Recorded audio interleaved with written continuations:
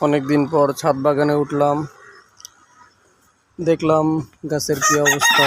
এটা আমার আম গাছ, এই যে আমার ডালিম গাছ, কমলা গাছ,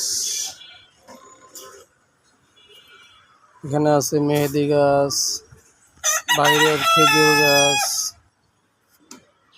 ফুল গাছ, এই আমার শখের পেয়ারা গাছ, ছোটখাটো একটা আঙ্কুর গাছ আমার আছে, কিন্তু ফল এখনো ধরেনি।